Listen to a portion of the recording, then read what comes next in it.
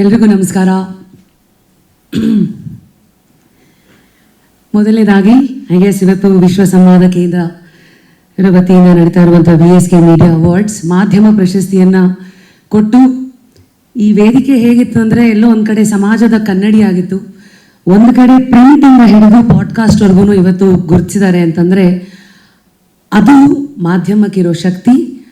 ಆ ಶಕ್ತಿಯನ್ನು ಅರ್ಥ ಮಾಡಿಕೊಂಡು ಒಂದು ಹಠ ತೊಟ್ಟು ಒಂದು ಶ್ರದ್ಧೆಯಿಂದ ನಿಷ್ಠೆಯಿಂದ ಸತತವಾಗಿ ಹೆಜ್ಜೆ ಹಾಕ್ತಾ ಇದ್ರೆ ಪ್ರಶಸ್ತಿಗಳು ಪುರಸ್ಕಾರಗಳು ನಿಮಗೆ ಗೊತ್ತಿಲ್ಲದೆ ಇರೋಂಗೆ ಹುಡ್ಕೊಂಡು ಬರುತ್ತೆ ಅನ್ನೋದಕ್ಕೆ ಇವತ್ತು ನೀವು ನನಗೆ ಮಾಡಿದಂಥ ಒಂದು ಕರೆ ಅದಕ್ಕೆ ಒಂದು ಸಾಕ್ಷಿ. ಫಸ್ಟ್ಲಿ ಬಿಫೋರ್ ಐ ಸ್ಟಾರ್ಟ್ ನನ್ನ ಅನಿಸಿಕೆಗಳು ಅಭಿಪ್ರಾಯಗಳನ್ನೆಲ್ಲ ಹೇಳೋಕ್ಕೂ ಮುಂಚೆ ವೇದಿಕೆ ಮೇಲೆ ನಮ್ಮ ಶತಾವಧಾನಿ ಡಾಕ್ಟರ್ ಗಣೇಶ್ ಸರ್ ಇದ್ದಾರೆ, ಹಾಗೆ ನಮ್ಮ MK Sreedharan sir. Thank you so much. ನಿಮಗೂ ಇಂಥ ದಿನ ಬಂತು ನಮ್ಮೆಲ್ಲರನ್ನು ಸನ್ಮಾನಿಸೋದಕ್ಕೆ ಅಂತ ನಾನು ಖುಷಿಯಾಗಿ ಹೇಳಬೇಕಾ ವ್ಯಂಗ್ಯವಾಗಿ ಹೇಳಬೇಕಾ ಗೊತ್ತಿಲ್ಲ. At the same time today I think ಮಾಧ್ಯಮದಲ್ಲಿ ಲಾಂಗು, ಮೀಡಿಯಮು, XL, XXL ಎಲ್ಲ ಥರದ ಸೈಜ್ಗಳಲ್ಲೂ ಸಾಧನೆಯನ್ನು ಮಾಡಿ ನನಗಿಂತ ಮುಂಚೆ ಭಾಳ ಪ್ರಪಂಚನ ನೋಡಿರುವಂಥ ದೊಡ್ಡವರಿದ್ದೀರಿ. ಅಫ್ಕೋರ್ಸ್ ನಮ್ಮ ಚೆನ್ನೇಗೌಡರು ಕಂಗ್ರ್ಯಾಚುಲೇಷನ್ಸ್, ಕಾರಂತ್ ಪರಾಜೆ ಅವ್ರಿಗೂ congratulations, Nagarjuna sir, Ranganath sir and of course ನಮ್ಮ ಸೂರ್ಯಪ್ರಕಾಶ್ ಸರ್. ಸೊ ನಿಮ್ಮೆಲ್ಲರೂ ಪಕ್ಕ ನಾನು ಕೂತಿದ್ದೀನಿ ಅಂದಾಗ ಫಸ್ಟು ನಾನು ವೇದಿಕೆಯನ್ನು ನೋಡಿದೆ. ಓಹೋ, ಇಷ್ಟು ಗಂಡ್ಮಕ್ಳ ಮಧ್ಯೆ ನಾನು ಒಬ್ಬಳೇ ಹೆಣ್ಣು ಪಕ್ಕದಲ್ಲಿ ಕೂತಿದ್ದೀನಿ ಅಂತಂದರೆ ನನಗನ್ನಿಸ್ತು, ಓಹೋ ಇದು ಏನಪ್ಪ, ಇದು ಹೆಮ್ಮೆ ಪಡಬೇಕಾ ಅಥವಾ ಬೇಜಾರು ಪಡ್ಕೋಬೇಕಾ ಅಥವಾ ಇದನ್ನು ಜವಾಬ್ದಾರಿಯಾಗಿ ತೊಗೋಬೇಕಾ ಅಂತ. ಎಲ್ಲೋ ಒಂದು ಕಡೆ ನನ್ನ ಜೀವನನ ನಾನೇ ಹಿಂದಕ್ಕೆ ತಿರುಗಿ ನೋಡಿದ್ರೆ, ಅವರು ವೇದಿಕೆ ಮೇಲೆ ಕೂತಿದ್ದಾಗ 2004 ನಂದು ಬಜಾಜ್ ಅಲಿಯನ್ಸ್ ಚಾಪ್ಟರ್ ಓಪನ್ ಮಾಡಿದ್ರಿ. ಅಂದರೆ ಈ ಮೈಕನ್ನು ನೋಡೋದಾದರೆ ಇಷ್ಟು ಶಾಂತವಾಗಿರುತ್ತೆ ನೋಡಿ, ಆದರೂ ಮುಂದಕ್ಕೆ ಇರೋರನ್ನು ಅವರ ಬೆಸ್ಟನ್ನು ಆಚೆಗೆ ತರಿಸುತ್ತೆ. ಈ ಮೈಕ್ ಆಗಿರಲಿ, ಕ್ಯಾಮ್ರಾ ಆಗಿರಲಿ. ಒಂದು ಮೈಕ್ ನನ್ನ ಜೀವನದಲ್ಲಿ ಬಂದು ಅದು ಏನು ಮಾಡ್ತು ಅಂತ, ಆಕ್ಸಿಡೆಂಟ್ ಆಗಿ ಬಂದು ಅದು ಏನು ಮಾಡ್ತು ಅಂತ ನೀವೆಲ್ಲರೂ 19 ವರ್ಷಗಳ ಕಾಲ ಕೇಳಿಸ್ಕೊಂಡ್ರಿ. ಅದ್ರ ಮೂಲಕ ಒಂದು ಧ್ವನಿ ಕೊಡ್ತು. RJ ಫುಲ್ ಫಾರ್ಮೇ ಗೊತ್ತಿಲ್ಲದೆ ಇರೋಳು ನಾನು. ಮಾಧ್ಯಮ ಅಂತಂದರೆ ಏನು ಅಂತಲೂ ಗೊತ್ತಿಲ್ಲದೆ ಒಂದು ಏನೋ ಡಿಗ್ರಿ ಮಾಡಿದೆ. ಆ ಜರ್ನಿ ನನ್ನನ್ನು ಹೇಗೆ ಕರ್ಕೊಂಡು ಬಂತು. ಎಲ್ಲೋ ಒಂದು ಕಡೆ ರೇಡಿಯೋ ಒಂದು ವ್ಯಂಗ್ಯ, ಹಾಸ್ಯ, ಮಾತಲ್ಲೇ ಹೆಂಗೆ ಹಿಡಿದಿಟ್ಟಿರೋದು ಧ್ವನಿ ಮೂಲಕ ಅಂತ ಅದರ ಒಂದು ಅರ್ಥ ಕೊಟ್ಟರೆ, TV ಎಲ್ಲೋ ಒಂದು ಕಡೆ ಕಾನ್ಫಿಡೆನ್ಸ್ ಕೊಡ್ತು. ರಿಯಾಲಿಟಿ ಶೋಸ್ಗಳು ಒಂದು ಹಠ ಅಂದರೆ ಏನು ಅಂತ ಅದನ್ನು ಹೇಳ್ಕೊಡ್ತು. ಈ ಮಧ್ಯ ಐ ಗೆಸ್ ಮುಂದೆ ಬಂದಿರೋದು ಇಸ್ ಪಾಡ್ಕಾಸ್ಟ್. ಎಲ್ಲರೂ ಕೇಳ್ತಾ ಇದ್ರಿ, ಏನೋ ಬ್ರೇಕಿಂಗ್ ನ್ಯೂಸು, ಶೇಕಿಂಗ್ ನ್ಯೂಸು, ಇದೆಲ್ಲದಕ್ಕಿಂತ ಮುಂಚೆ ಅಥವಾ ಇದೆಲ್ಲದಕ್ಕಿಂತ ಆದಮೇಲೆ ನನಗೆಲ್ಲೋ ಒಂದು ಕಡೆ ಅನ್ಸೋದು, ಈ ಸಮಾಜ ಶತಾವಧಾನಿ ಗಣೇಶರಿಂದ ಹಿಡಿದು ಗೋಲ್ಡನ್ ಸ್ಟಾರ್ ಗಣೇಶ್ ಎಲ್ಲರನ್ನೂ ಮೆಚ್ಕೊಂಡಿರೋ ಸಮಾಜ ಇದು. ಅಂದರೆ ಒಬ್ಬರು ಮನರಂಜನೆಗೆ, ಇನ್ನೊಬ್ಬರು ಮಾಹಿತಿಗೆ. ಆದರೆ ಇವತ್ತು ಮಾಹಿತಿಯನ್ನು ರೆಪ್ರೆಸೆಂಟ್ ಮಾಡೋಕ್ಕೆ ಗಣೇಶರಂದರೆ ಶತಾವಧಾನಿಗಳನ್ನು ಬಿಟ್ಟರೆ ಇನ್ನೊಬ್ಬರನ್ನು ಇಡೀ ಪ್ರಪಂಚ ನೋಡಿಲ್ಲ ಅಂತಂದರೆ ಅದು ಅವರಲ್ಲಿದ್ದ ಹಠ, ಅವರಲ್ಲಿದ್ದಂಥ ಕುತೂಹಲ. ಪ್ರತಿದಿನವೂ ಏನೋ ಆ ಕುತೂಹಲದ ಜೊತೆಗೆ ಅವರು ಆಟಾಡಿರೋ ರೀತಿ. ಒಂದು ಹೇಳ್ತಾರಲ್ಲ ಮಾತು, ಗುದ್ದಾಡಿದ್ರೆ ಗಂಧ ಜೊತೆ ಗುದ್ದಾಡಬೇಕು ಅಂತ. ಸೊ ಇಂತಹ ಸಮಯದಲ್ಲಿ ನಾವು ಇದ್ದೀವಿ. ಅವರನ್ನು ನೋಡಿ ಕಲಿತು ಏನೋ ಪ್ರೇರೇಪಿತರಾಗಿ, ಪ್ರಚೋದಿತರಾಗಿ ಒಂದು ಒಳ್ಳೆ ಗುರಿಯನ್ನು ಇಟ್ಕೊಂಡು ಆ ಜರ್ನಿನಲ್ಲಿ ನಾನು ಮುಂದೆ ಹೀಗೆ ಹೋಗ್ತಾ ಇದ್ದೀನಿ. ರೇಡಿಯೋ ನನಗೆ ಹಾಸ್ಯ ಪ್ರಜ್ಞೆ ಕಲಿಸ್ತು. ಎಲ್ಲೋ ಒಂದು ಕಡೆ ಸೋಷಿಯಲ್ ಮೀಡಿಯಾ, ಆ ತರಲೆ ಪ್ರಶ್ನೆಗಳನ್ನು ಫೈರಲ್ಲಿ ಏನೋ ಕೇಳ್ಬಿಡ್ತೀನಿ ಅಂತ ಮಾಡಿದಾಗ ಒಂದು ಕಡೆ ಎಡುವುದಾಗ, ಅಂದರೆ ನೀವು ಹೇಳಿದ್ರಲ್ಲ ಸರ್, ಆ ಕತ್ರಿ ಅನುಭವಕ್ಕೆ ಡೈರೆಕ್ಟ್ ಏಟನ್ನು ತಿಂದಿರೋಳು ನಾನು. ಅಂದರೆ ಏನೋ ಕೇಳಿರೋ ಪ್ರಶ್ನೆನ ಹೆಂಗೋ ತಿರುಚಿ ಕೊನೆಗೆ ಯಾರೋ ತಿಂದು ಇನ್ಯಾರ್ದೋ ಬಾಯಿಗೆ ಮೊಸರನ್ನ ಬಳೆದು, ಅವೆಲ್ಲವೂ ಏನಂದರೆ ಒಂದೊಂದು ನಮಗೆ ಬೀಳೋ ಉಳಿ ಪೆಟ್ಟುಗಳು ನಮ್ಮಲ್ಲಿರೋ ಏನೇನೋ ಆಚೆಗೆ ತರ್ತಾ ಇರುತ್ತೆ. ಸೊ ಇದನ್ನೆಲ್ಲ ನೋಡಿಕೊಂಡು ಪಾಡ್ಕಾಸ್ಟ್ ಅಂತ ಬಂದಾಗ ನನಗೆ ಇವತ್ತು ಅನಿಸುತ್ತೆ, ಪಾಡ್ಕಾಸ್ಟ್ ಮನರಂಜನೆಗಿಂತ ಹೆಚ್ಚಾಗಿ ಮಾಹಿತಿ.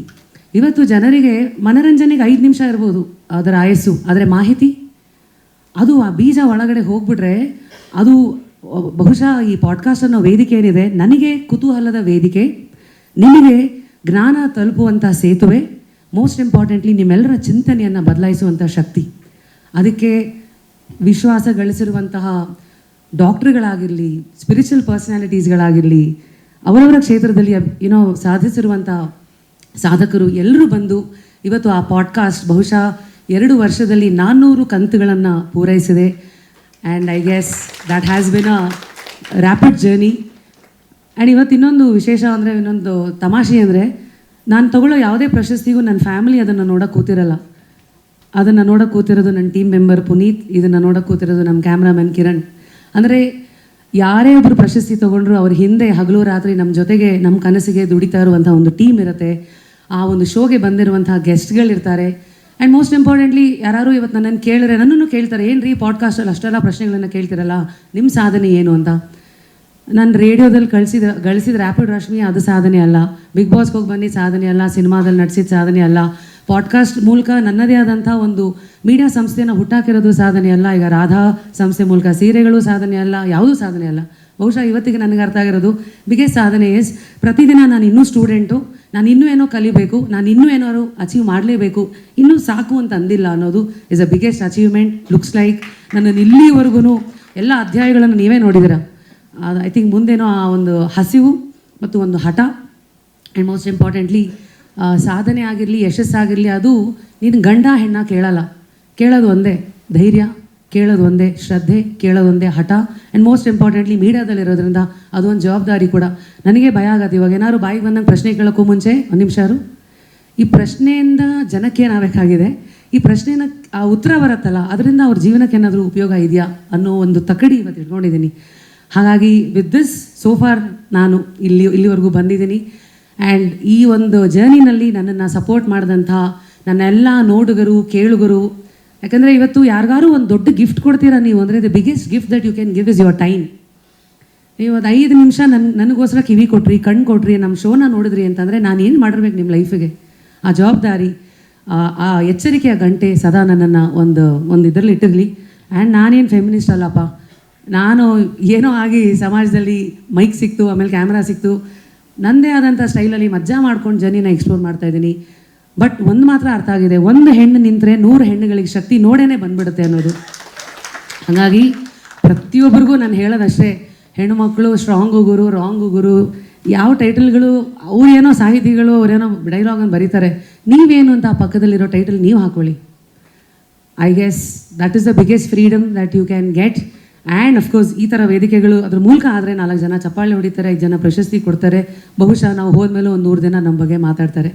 So I guess with this one I am very glad to share the stage. And ನನಗೆ ಶತಾವಧಾನಿಗಳು ಒಂದು ಎಕ್ಸಾಮ್ ಬರೆಸಿದ್ದಾರೆ. ನಾನು ಕಾಲ್ ಮಾಡಿದೆ ಅವ್ರಿಗೆ, ಸರ್ ನಾನು ಪಾಡ್ಕಾಸ್ಟಿಗೆ ಬರಬೇಕು. ನೋಡಮ್ಮ ನನ್ನ ಜೀವನದ ಬಗ್ಗೆ ನಾನು ಎಲ್ಲ ಮಾತಾಡಿದ್ದೀನಿ, ಇನ್ನೇನೂ ಮಾತಾಡೋಕೆ ಉಳಿಸ್ಕೊಂಡಿಲ್ಲಮ್ಮ. ಆಮೇಲೆ ಸರ್ ಇದು ಡಿಜಿಟಲ್ ಮಾಧ್ಯಮ ಇಲ್ಲ 100 ವರ್ಷ, ಅದು ನೋಡಮ್ಮ ಜ್ಞಾನ ಮನೋರಂಜನೆ ಮಾಹಿತಿ ಅನ್ನೋದು ನಾನಂತಲ್ಲ, ಅದು ಯಾರ್ಯಾರಿಗೆ ಎಲ್ಲೆಲ್ಲಿ ಯಾವ್ಯಾವ ಇದ್ರ ಮೂಲಕ ಸಿಗಬೇಕೋ ಸಿಗತ್ತೆ. ನೀನು ನನ್ನನ್ನು ಮಾತನಾಡಿಸುವುದೇ ಆದರೆ ನನ್ನ ಒಂದು ಪುಸ್ತಕವನ್ನು ತೊಗೊಂಡು ಅದ್ರ ಬಗ್ಗೆ ಏನಾದರೂ ಮಾತನಾಡೋದಾದರೆ ನಾನು ಖಂಡಿತ ಬರ್ತೀನಿ. ಯಾವತ್ತು ನೀನು ಆ ಪುಸ್ತಕವನ್ನು ಓದುವೆಯೋ ನನಗೊಂದು ಕರೆ ಮಾಡು, ನಾನು ಬರುವೆನು ಅಂತ ನಮ್ಮ ಶತಾವಧಾನಿಗಳು. ನೋಡಿದ್ರಾ ನನ್ನನ್ನು ಇನ್ನೂ ಸ್ಟೂಡೆಂಟಾಗಿ ಇಟ್ಟಿದ್ದಾರೆ, ಹೋಗಮ್ಮ ಓದು, ಬರೀ ಸಮಾಜ